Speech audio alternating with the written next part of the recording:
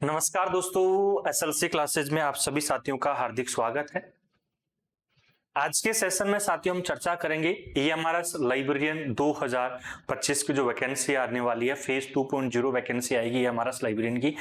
इसमें आप सभी के लिए साथियों एक बहुत अच्छी न्यूज है कि एक बड़ी वैकेंसी आएगी, लगभग 300 प्लस आपको वैकेंसी मिलेगी। जो आपके बापू का सपना है दोस्तों, जो माँ बाप का सपना है, जो आप सपना देखते हो कि हम भी नौकरी लगे, हम भी ईएमआरएस लाइब्रेरियन बने, सेंट्रल की नौकरी करें। देखिए सेंट्रल की जो नौकरी है ना, पहली चीज तो भैया सब सपना देखते हैं, सबको पूरा करना है, लेकिन सपना कब पूरा होता है? जब हमारा जो आलसीपन है ना, जो हमारे अंदर जो है ना, इस आलसीपन को उसको एक जुनून में बदलना। ठीक है, और जुनून साथियों आपको जो है बदलना है, आपको पढ़ना है, आपको तैयारी करनी है।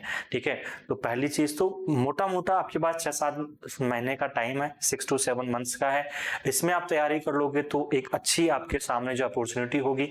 नहीं तो हर टाइम वैकेंसी आती है, हर बार हम फॉर्म भरते हैं। ठीक है, ईएमआरएस लाइब्रेरियन 2025 की वैकेंसी के लिए जो एक special most important question series मैंने स्टार्ट किए, सबसे शानदार सबसे जानदार जो है, इसकी सेकंड क्लास है और सेकंड क्लास हम जो स्टार्ट कर रहे हैं। अभी तक दोस्तों अपने एप्लीकेशन डाउनलोड नहीं किया है, download SLC classes application from Google play store. ठीक है, यहाँ पर साथियों आपके लिए जो है एक स्पेशल बेच स्टार्ट कर रखा है ईएमआरएस लाइब्रेरियन एकलव्य बेच, जिसमें कंप्लीट बेच आपको मिलने वाला लाइब्रेरी साइंस का, जो कि आपका कंप्लीट लाइब्रेरी साइंस का रहेगा, जिसमें दोस्तों आपको कंप्लीट आपको क्लासेज आपको मिलने वाली है।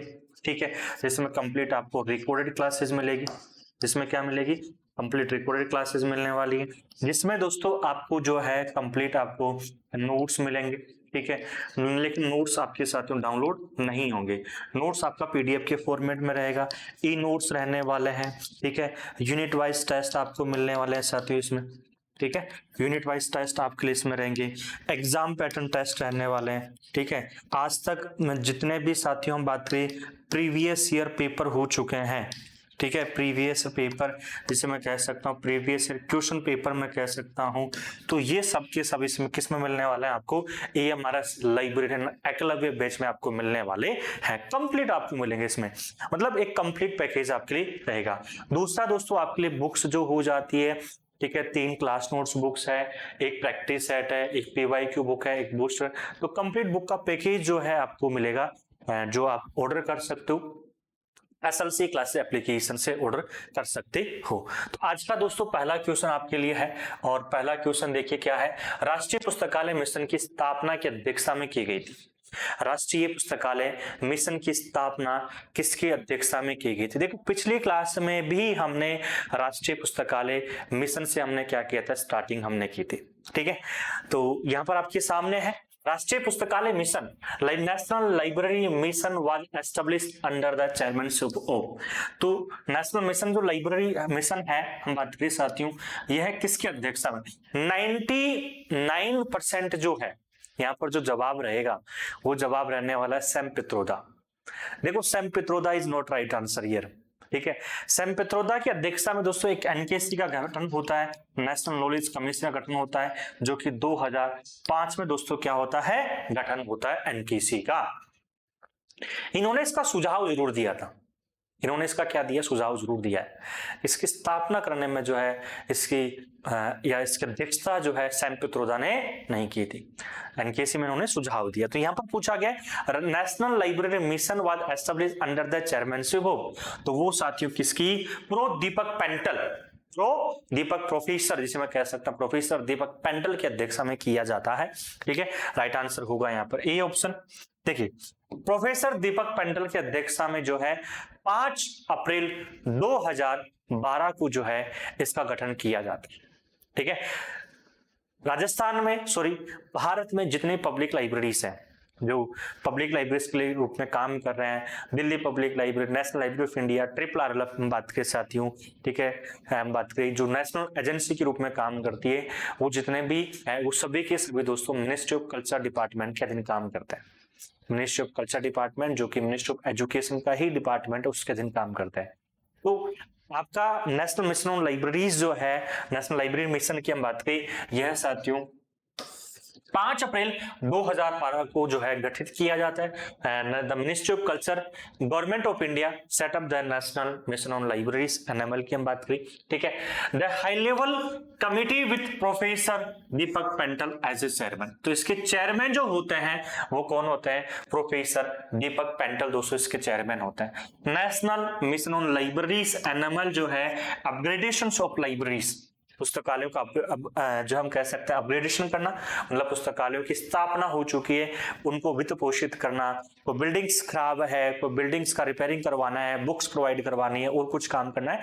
तो इसका मेन उद्देश्य है कि एनएमएल जो है upgradation of libraries, providing service to the public, सार्वजनिक पुस्तकालय को सर्विसेज प्रोवाइड करवाना। स्कीम कंसिस्ट 4 कंपोनेंट्स, 4 इसके मेजर कंपोनेंट्स होते हैं। लिख लो, वेरी इंपॉर्टेंट है। क्वेश्चंस में दोस्तों कितना ही टाइप लग जाए, क्वेश्चंस कम मिलने वाले हैं सीरीज में आपको, लेकिन कंसेप्ट वाइज मिलने वाले। मैं कंसेप्ट क्लियर करवाने आया हूं आपका, मैं नंबर ऑफ क्वेश्चंस नहीं करवाने आया हूं। आप नंबर ऑफ क्वेश्चंस आपको करना है कि भैया क्वेश्चन सही है, आंसर देखना है, क्वेश्चन आंसर। तो फिर मार्केट में बुक्स पड़ी है, मेरी बूस्टर बुक है, PYQ बुक, प्रैक्टिस सेट, वो मंगवा लो, ठीक है, काम हो जाएगा। मैं यहाँ पर आपको नंबर ऑफ क्वेश्चंस में साथ साथ में क्वेश्चंस का कंसेप्ट क्लियर करवाना है, ठीक है। Creation of the national virtual library of India, जिसे मैं कह सकता हूं NVLI कह सकता हूं, तो इसकी स्थापना करने में NVLI की स्थापना कब होती है कमेंट सेक्शन जरूर बताना आप, ठीक है। यहाँ पर setting up of NML model libraries, ठीक है। Quantitative and qualitative survey of libraries, तो सार्वजनिक पुस्तकालयों की भैया क्वांटिटिव कितनी है, उन क्वालिटिव क्या है, उनका सर्वे करना, क्या क्या सर्विसेज प्रोवाइड करवा रही है, कैपेसिटी बिल्डिंग्स, कितने सार्वजनिक पुस्तकालय, उनकी कैपेसिटी क्या है, ये सब कुछ दोस्तों आपकी नेशनल लाइब्रेरी मिशन का है, जिसकी स्थापना जो है 5 अप्रैल 2012 को होती है। क्लियर है। नेक्स्ट क्वेश्चन देखिए, बहुत बेहतरीन क्वेश्चन देखिए, पब्लिक लाइब्रेरी एक्ट से क्वेश्चन आया है। निम्नलिखित में से किन सार्वजनिक पुस्तकालय अधिनियमों में पुस्तकालय उपकर का प्रावधान है? निम्नलिखित में से किन सार्वजनिक पुस्तकालय अधिनियमों में पुस्तकालय उपकर का प्रावधान है? लाइब्रेरी सेस टैक्स, जिसे मैं कह सकता हूं। सार्वजनिक पुस्तकालयों का संचालन जो है सबसे बड़ा जो होता है वो पब्लिक लाइब्रेरीज का लाइब्रेरी सेस, लाइब्रेरी टैक्स पुस्तकालय कर से होता है। जिस राज्य ने पुस्तकालय कर का प्रावधान कर रखा है, जिस राज्य ने पुस्तकालय लाइब्रेरी सेस का प्रावधान कर रखा है, तो वो लाइब्रेरी से एक बड़े मजबूत स्तंभ के रूप में काम करती है। वो क्या करती है? एक मजबूत स्तंभ के रूप में काम करती है, और बिल्कुल करेक्ट है, ठीक है।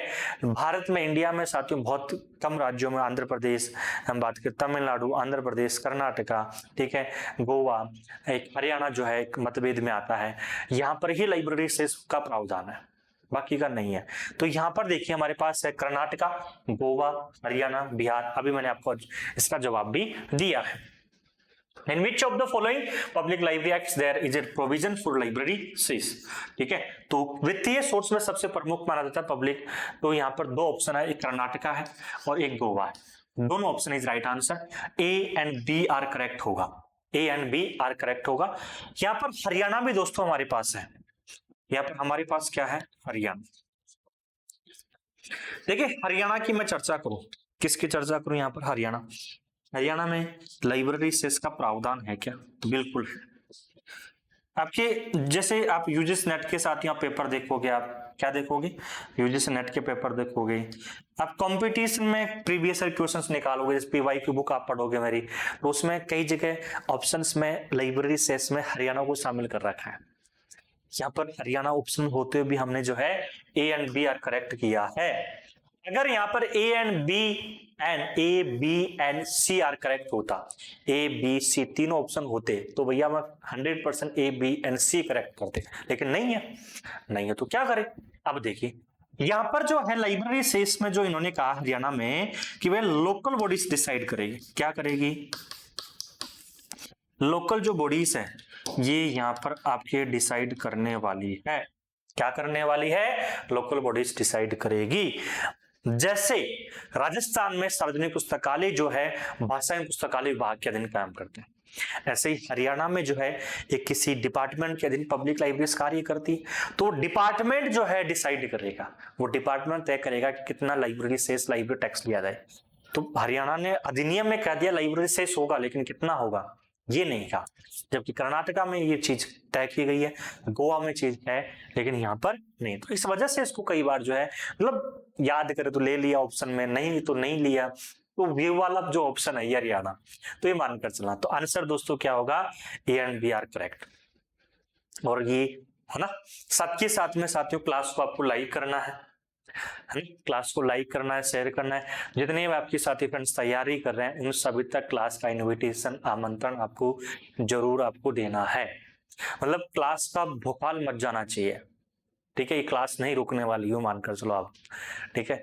डेली आपको शाम को 9 बजे ये क्लास आपको मिलने वाली है, आपको यूट्यूब पर डेली। सोने से पहले कुछ क्वेश्चंस का डोज मिलेगा आपको, सोने से पहले कुछ क्वेश्चंस का आपको डोज मिलेगा, जिसको आप डेली जो है रिवाइज करके आप सो सकते हो। आप देखिए, यदि उपयोगकर्ता पुस्तकालय में नहीं आएंगे तो नेक्स्ट क्वेश्चन क्या है, यदि उपयोगकर्ता पुस्तकालय में नहीं आएंगे तो पुस्तकालय को उपयोगकर्ता के पास जाना चाहिए।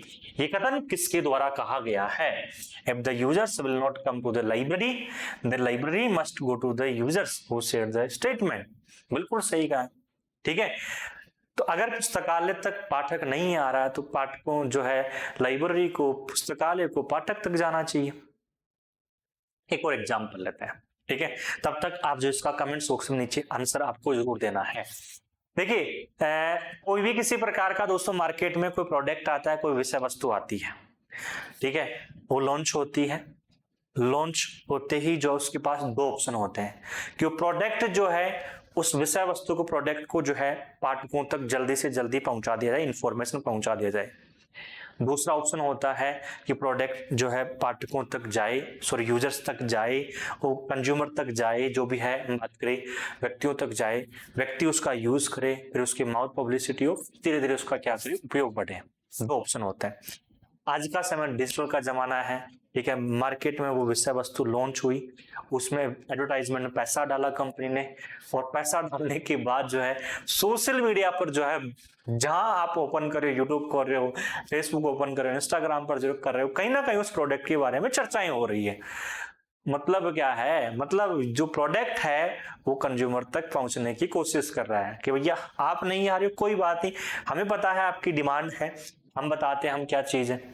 तो वो चर्चाएं हो रही है, तो वो चीज जो है प्रोडक्ट कंज्यूमर तक पहुंच रहा है। ऐसे ही साथियों लाइब्रेरी तक पाठक नहीं आ पा रहे हैं, लाइब्रेरी में पाठकों की चर्चाएं पाठक लाइब्रेरी की चर्चाएं नहीं कर रहे हैं, तो लाइब्रेरी तक पहुंचना चाहिए। और ये स्टेटमेंट बिल्कुल सही कहा, विलियम कैटज का स्टेटमेंट। ये स्टेटमेंट किसका है दोस्तों, विलियम कैटज का स्टेटमेंट है। कौन से सूत्र की मांग की पूर्ति करता है, आपसे पूछा जाए, ठीक है। यही स्टेटमेंट है, यदि उपयोगकर्ता पुस्तकालय में नहीं आएंगे तो पुस्तकालय को जो है उपयोगकर्ता के पास जाना चाहिए। निम्न में से पुस्तकालय विज्ञान के 5 सूत्रों में से कौन से सूत्र की नियतार्थ है, ठीक है। ऑप्शन बनाते हैं, यहीं पर देखो आपके लिए फर्स्ट लॉ, ठीक है, फर्स्ट लॉ है, सेकंड लॉ है, ठीक है, थर्ड लॉ है और फोर्थ लॉ है। अब यूजर लाइब्रेरी तक नहीं आ रहा है तो भैया क्या करना है, लाइब्रेरी पाठक तक जा रही है, और लाइब्रेरी में भैया क्या रखा जाता है, बुक्स रखी जाती है, पुस्तकें रखी जाती है। पुस्तकालय में क्या रखी जाती है, पुस्तकें रखी जाती है, और पुस्तकें रखी जाती है तो पाठकों को पुस्तक मिल रही है। मीन्स प्रत्येक पुस्तक जो है, उस प्रत्येक पुस्तक को उसका क्या मिल रहा है, यूजर मिल रहा है। कब मिल रहा है, जब लाइब्रेरी मीन्स एक्सटेंशन एक्टिविटीज, पुस्तकालय विस्तार कार्यक्रम। तो आंसर क्या होगा, थर्ड लूप। चल पुस्तकालय का प्रारंभ करना, तो चल पुस्तकालय प्रारंभ करना आपके यही तो है भाई, उपयोगकर्ता नहीं आ रहे तो पुस्तकालय को जाना चाहिए। चल पुस्तकालय भैया एक वाहन लिया, उस पुस्तकें डाली, चले गए गांव में, भैया आ जाओ सभी के बारे में बता रहे हैं। तो ये तीसरे सूत्र की मांग की पूर्ति हो रही है, ठीक है। तो ये चीज आपको ध्यान रखना है। स्टेटमेंट दोस्तों विलियम कैटज का वेरी इंपॉर्टेंट है, ध्यान रखना है, ठीक है। नेक्स्ट क्वेश्चन देखिए, लो भैया क्वेश्चन आ गया आपकी 5 लॉज ऑफ लाइब्रेरी साइंस का, लॉज से क्वेश्चन है, बहुत बेहतरीन क्वेश्चन है, आंसर आपको देना है। पुस्तकालय विज्ञान का कौन सा सूत्र सर्वाधिक पुस्तकालय विधान को लागू करने पर जोर देता है, which formula, which laws of library science emphasise the most on implementing library legislation. द्वितीय सूत्र, second law, third law, fourth law, fifth law. देखिए यहां पर हम चर्चा करें, लाइब्रेरी जो एक्ट है, ठीक है, जब भी पुस्तकालय विज्ञान के 5 सूत्र पढ़ते हो तो आप जो है ऐसे लाइब्रेरियन बन जाओ, आप ऐसे क्या बन जाओ, लाइब्रेरियन बन जाओ। जब भी आपके पुस्तकालय विज्ञान के 5 सूत्रों की बात होती है, आप पुस्तकालय अध्यक्ष बन जाओ। फिर सोचो, फिर आप सोचिए कि भैया एक्ट क्यों पारित किया जाएगा, अधिनियम क्यों लाया जा रहा है। अधिनियम लाया जा रहा है पुस्तकालय को वित्त पोषित करने के लिए ना। पुस्तकालय बुक्स होनी चाहिए, नहीं गवर्नमेंट तो एक साथ बुक्स लाके डाल देगी वहां पर। लाइब्रेरी एक्ट लाया जा रहा है पाठकों की भावनाओं को ध्यान रखते हुए, पाठकों के हितार्थ को ध्यान रखते हुए। जो लाइब्रेरी पाठक आ रहे हैं, जो यूजर्स आ रहे हैं, उनको प्रत्येक पाठक को उसकी पुस्तक मिलनी चाहिए, प्रत्येक पाठक को उसकी पुस्तक मिलनी चाहिए। ठीक है, तो जब यूजर के पास उसका अधिनियम होगा, यूजर के पास उसका अधिकार होगा, तो यूजर अपने अधिकारों की चर्चा कर सकता है। जब मैं लाइब्रेरी में जाऊं और वहां पर पुस्तक अवेलेबल नहीं हो पा रही है, मेरे को दी नहीं जा रही है, मेरे को सही तरीके से मेरी समस्या का प्रावधान नहीं हो रहा है, समाधान नहीं हो रहा है, तो मैं मेरे अधिकार की बात करूंगा, भैया अधिनियम आया हुआ है, पुस्तक दो।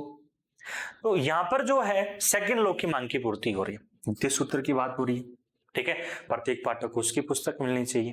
ये सर तृतीय सूत्र तो क्या है, ये तो कह रहा है कि भैया प्रत्येक पुस्तक को उसका पाठक मिलना चाहिए। ये कह रहा है जो बुक है ना, इस बुक को यूजर मिलना चाहिए, इस बुक को यूजर मिलना चाहिए। अभी हमने चर्चा की है कि यदि लाइब्रेरी में उपयोगकर्ता नहीं आ रहा, यदि लाइब्रेरी पाठक नहीं आ रहा है, तो लाइब्रेरी को पाठक के पास जाना चाहिए। अब लाइब्रेरी पाठक के पास जा रही है तो मीन्स बुक की तो चर्चा करेगी, ऐसा तो है नहीं कि वहां पर कोई अलग ही चर्चा करेगी। यस या नो? तो थर्ड लॉ हमेशा बात करता है पुस्तक की। पुस्तक का उपयोग बढ़ा दो, कैसे भी हो पुस्तक का यूज होना चाहिए। ठीक है, विस्तार कार्यक्रम करके हम डिस्प्ले कर रहे हैं बुक्स का और कुछ कर रहे हैं, प्रदर्शन कर रहे हैं, है ना, आपकी लाइब्रेरी पाठकों तक जा रही है, एडवर्टाइजमेंट कर रहे हैं। तो एडवर्टाइजमेंट करना अभी हम चर्चा कर रहे थे, कोई मार्केट में कोई प्रोडक्ट आता है, विषय वस्तु आती है, उसके बारे में हर व्यक्ति हर सोशल मीडिया चर्चा करा, मतलब बहुत अच्छे लेवल से उसकी मार्केटिंग की गई है। तो उस प्रोडक्ट को उसका कंज्यूमर चाहिए, और कब चाहिए, जब चर्चाएं होगी तभी तो मिलेगा। तो यहाँ पर थर्ड लॉ इसी की बात करता है। फोर्थ लॉ जो है ये बात करता है save the time of user, save the time of user, और save the time of user की हम बात पे पाठक का समय बचाओ तो अधिनियम बात होगी नहीं, वो तो जब बात होगी ना जब स्थापित हो जाएगा एक प्रकार से। अब पांचवा सूत्र कहता है fifth law, library is a growing organism. तो यहाँ पर आंसर जो करेक्ट होगा वो second law is right answer. Option number क्या हो जाएगा, A option is right answer हो जाता है। नेक्स्ट क्वेश्चन बहुत बेहतरीन क्वेश्चन है। ठीक है, ट्री प्रारंभ राजा राम मोहन राय लाइब्रेरी फाउंडेशन। ठीक है, राजा राम मोहन राय लाइब्रेरी फाउंडेशन जिसकी स्थापना वर्ष 1972 में दोस्तों कलकत्ता में होती है। भारत में सार्वजनिक पुस्तकालयों के लिए काम करता है। इंडिया में पब्लिक लाइब्रेरीज के लिए वर्क जो करता है वो कौन करता है, ट्रिपल करता है। ट्रिपल की वित्तीय सहायता मिलान योजनाओं की एक अनुदान देता है, मैचिंग और नॉन मैचिंग के अंतर्गत देता है। ट्रिपल राज्यों को अलग अलग बांट रखा है, विकसित राज्य बांट रखा है, पूर्वोत्तर राज्य बांट रखा है और विकासशील राज्य बांट रखा है। ठीक है, तो इस प्रकार से बांट रखा है। आपसे ये तो बहुत इजी क्वेश्चन हो गया, आप पूछ सकता है विकसित राज्य कौन कौन से हैं, पूर्वोत्तर राज्य कौन कौन से आते हैं, विकासशील राज्य कौन कौन से आते हैं, एक बार कमेंट बॉक्स में जरूर बताना। नेक्स्ट क्लास में इस टाइप के क्वेश्चंस भी लेकर आऊंगा। तो सहायता मिलान योजना के तहत ट्रिपल एवं विकासशील तथा पिछड़े हुए राज्यों के बीच मिलान के आधार पर नीचे दिए गए अनुपात में सहायता साझा की जाती है। नीचे देखिए अनुपात में सहायता साझा की जाती। Triple under the financial assistance matching schemes assistance is shared between triple and developing and backward states in the ratio given below matching basis 60-40। तो यहाँ पर किसकी बात कर रहा है, विकासशील तथा पिछड़े हुए राज्यों की चर्चा की जा रही। तो कमेंट बॉक्स में बताइए। ठीक है, देखिए ट्रिपल जो विकसित राज्य होते हैं, विकसित राज्यों को कितना देता है, तो विकसित राज्यों को देता है साथियों 90:10 में देता है। कितना देता है, 90:10 में देता है। जो पूर्वोत्तर राज्य होते हैं, सॉरी विकसित राज्यों को देता है साथियों, बात करें ये 50:50 में देता है। जो पूर्वोत्तर राज्य होते हैं, पूर्वोत्तर राज्यों को कितना देता है दोस्तों, तो पूर्वोत्तर राज्यों को देता है 90:10 में देता है। याद रखना बहुत इंपॉर्टेंट है ये, 90:10 में देता है। और यहाँ पर आपसे क्या पूछ रहा है, विकासशीलता पिछड़े हुए, तो यहाँ पर भैया 90 और 50-50 तो हट गए। अब आपके पास दो ऑप्शन बच रहे हैं। ठीक है, तो दो ऑप्शन में 70-30 तो कोई है ही नहीं, थोड़ा बहुत पढ़ा हुआ होगा तो 70-30 को वैसे काट देंगे, बच गया कौन सा 60-40। तो जो विकसित राज्य होते हैं, जो सॉरी विकासशील जो राज्य होते हैं, तो विकासशील राज्य को जो है हम कितना अनुपात देते हैं 60-40 देते हैं। वेरी इंपॉर्टेंट, ठीक है।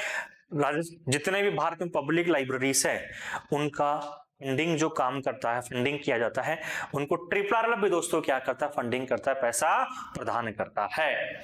उनको क्या करेगा, ट्रिपल भी फंडिंग करता है। क्लियर है या नहीं है, तो ये भी आपको ध्यान रखना है।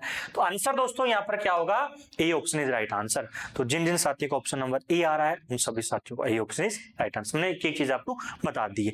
और एक होता है नेशनल आर्chiव ऑफ इंडिया, भारतीय राष्ट्रीय अभिलेखागार। तो भारतीय राष्ट्रीय अभिलेखागार भी जो है आपके सार्वजनिक पुस्तकालयों के लिए वित्तीय अनुदान सेवा प्रदान करता है। ये क्वेश्चन एग्जाम में आया हुआ है। तो नेशनल आर्chiव ऑफ इंडिया का लिख लो, वो कितना देता है, national archive of India. Comment box में बताना कि नेशनल आर्chiव ऑफ इंडिया की स्थापना कब होती है। नेशनल आर्chiव ऑफ इंडिया जो है इसकी स्थापना कब होती है, ये कमेंट बॉक्स में आपको बताना है। और ये कितना अनुदान देता है, ये देता है सर 75:25 रेशियो में देता है। स्थापना आपको बतानी है कब होती है और वर्तमान में इसका हेडक्वार्टर कहां पर है। नेक्स्ट क्वेश्चन देखिए, बहुत बेहतरीन क्वेश्चन है, बहुत ही बेहतरीन क्वेश्चन है। भारतीय संविधान के अनुच्छेद 246 के तहत, भारतीय संविधान के अनुच्छेद 246 के तहत 7वीं अनुसूची के अनुसार राष्ट्रीय महत्व के निम्नलिखित पुस्तकालयों में से कौन से पुस्तकालय संस्कृति मंत्रालय द्वारा वित्त पोषित किए जाते हैं। ठीक है, कौन से पुस्तकालय वित्त पोषित यहां पर किए जाते हैं। Which of the following libraries of national importance are being funded by the Ministry of Culture as per the 7th schedule under Article 246 of the Indian Constitution? ठीक है, तो ये ध्यान रखना है। 7वीं अनुसूची 62 अनुच्छेद के तहत तो नेशनल लाइब्रेरी ऑफ इंडिया की स्थापना होती है। 7वीं अनुसूची अनुच्छेद 62 के तहत नेशनल लाइब्रेरी ऑफ इंडिया की स्थापना 1948 में कलकत्ता में होती है। यहाँ पर आपसे पूछ रहा है अनुच्छेद 246 के तहत 7वीं अनुसूची अनुच्छेद 246, 62 नहीं है, वित्त पोषित किया जाता है। तो कौन कौन से है भैया। नंबर 1 दिल्ली पब्लिक लाइब्रेरी, इसकी स्थापना दोस्तों वर्ष 1951 में होती है। इसकी स्थापना वर्ष 1951 में होती है।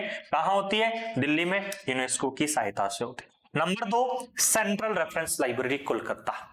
नंबर 2 कौन सी है, सेंट्रल रेफरेंस लाइब्रेरी कोलकाता, जैसे सीआरएल कह सकता हूं। इसकी स्थापना 1955 में होती है, जो कि भारतीय राष्ट्रीय पुस्तकालय के लिए काम करती है। ये दोनों पुस्तकालय जो है आपके मिनिस्ट्री ऑफ कल्चर डिपार्टमेंट के द्वारा वित्त पोषित है। इनको उनके द्वारा फंडिंग मिलती है मिनिस्ट्री ऑफ कल्चर डिपार्टमेंट के द्वारा। तो आंसर क्या होगा, A and B are correct. तो answer B option is right answer हो जाता है। ठीक है, बहुत अच्छा क्वेश्चन है ये। और आपसे पूछे मिनिस्ट्री, आपका मिनिस्ट्री ऑफ जो कल्चर डिपार्टमेंट है, मिनिस्ट्री ऑफ कल्चर जो डिपार्टमेंट है, ठीक है, इसका मिनिस्टर कौन है। तो मिनिस्ट्री ऑफ कल्चर डिपार्टमेंट का जो साथियों मिनिस्टर की मैं चर्चा करूं तो इसका मिनिस्टर कौन है, तो इसका जो मिनिस्टर है वो है आपका गजेंद्र सिंह शेखावत, मिस्टर गजेंद्र सिंह शेखावत। ठीक है, मिस्टर गजेंद्र सिंह शेखावत जो है वो क्या है, इसके वर्तमान में मंत्री है। क्लियर है या नहीं है, कि है, ये चीज आपको ध्यान रखें। कौन है मेरा पब्लिक लाइब्रेरी, ठीक है, यहाँ पर आंसर कोने मेरा भी है, एक दिल्ली पब्लिक लाइब्रेरी है। कोने मेरा पब्लिक लाइब्रेरी एक नेशनल एजेंसी के रूप में काम करती है। किसके रूप में काम करती है, नेशनल एजेंसी के रूप में काम करती है। अंडर जो है आपके अधीन काम इसके अधीन भी करती है मिनिस्ट्री, जो कोने मेरा पब्लिक लाइब्रेरी है ये भी मिनिस्ट्री ऑफ कल्चर डिपार्टमेंट के अधीन काम करती है। ठीक है, लेकिन 7वीं अनुसूची 246 के तहत इसकी स्थापना नहीं होती है।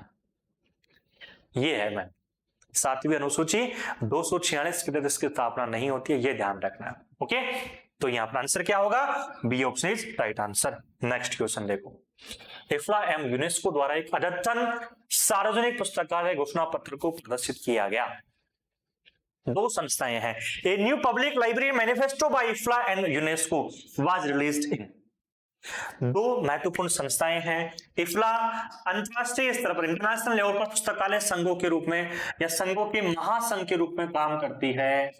यूनेस्को ऑलराउंडर है, ठीक है, पब्लिक लाइब्रेरीज के रूप में काम करता है। स्थापना 1945 में पेरिस फ्रांस में होती है, ठीक है।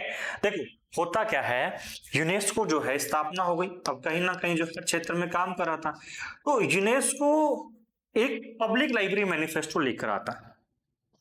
यूनेस्को क्या लेकर आता है, एक पब्लिक लाइब्रेरी मैनिफेस्टो लेकर आता है। और ये मैनिफेस्टो कौन लेकर आएगा, यूनेस्को लेकर आता है, ठीक है। पब्लिक लाइब्रेरी मैनिफेस्टो लेकर आता है, यूनेस्को लेकर आता है। कब लेकर आता है, 1949 में लेकर आता है।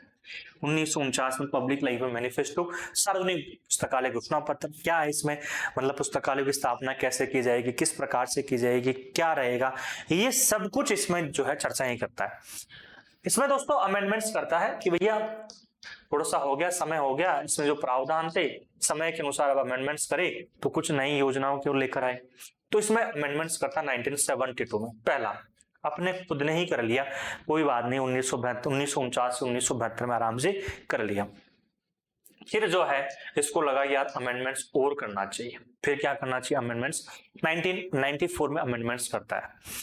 1994 तक आते आते इसको समझ में आ गया होगा शायद, जहां तक है यूनेस्को को लगता है कि यार पब्लिक लाइब्रेरीज में जो है एक ही राजा है और वो राजा कौन है, इफ्ला है। तो कहीं ना कहीं इफ्ला से जो सहायता लेनी चाहिए। इफ्ला ने कहा कि भैया मैनिफेस्टो में अमेंडमेंट्स कर देंगे ये, लेकिन हमारा भी रहेगा, हम भाई हमारी सहायता से ले लो। तो यहाँ पर किसकी सहायता से किया, इफ्ला की सहायता से किया, ठीक है। तो इफ्ला का जो पहला जो पब्लिक लाइब्रेरी मैनिफेस्टो, याद रखना इफ्ला का पहला पब्लिक लाइब्रेरी मैनिफेस्टो 1994 में आता है, इसी को कहते हैं। तो पूछा था इफ्ला का पब्लिक लाइब्रेरी मैनिफेस्टो कब आया, 1994 में आता है। फिर इसके बाद साथियों जो है तीसरा जो है आपको बताना है, और तीसरा दोस्तों कब आता है, जुलाई 2022 में। तो फिर 2022 में आता है, जो कि इफ्ला प्लस यूनेस्को लेकर आता है ना। यूनेस्को तो कर रही है, लेकर आया। तो यूनेस्को पहला पब्लिक लाइब्रेरी मैनिफेस्टो लेकर आता है, कब आता है, 1949 में। फिर पहला अमेंडमेंट्स होता है 1972, दूसरा 1994। किसकी सहायता से करते हैं, इफ्ला की सहायता से करते हैं। फिर 2022 में फिर इफ्ला की सहायता से, ठीक है। तो ये आपका लाइब्रेरी मैनिफेस्टो है, बहुत इंपॉर्टेंट क्वेश्चन है, प्रीवियस एग्जाम में क्वेश्चन पूछा भी जा चुका, ठीक है। करंट का क्वेश्चन भी आप इसको बोल सकते हैं, क्योंकि लाइब्रेरी साइंस में उतना बड़ा करंट नहीं है जितना, लेकिन कुछ छोटा मोटा होता है जो 2 साल 3 साल 4 साल 5 साल, तो वो भी एक प्रकार से करंट का क्वेश्चन बन जाता है। आई होप दोस्तों आज का सेशन आपको समझ में आया।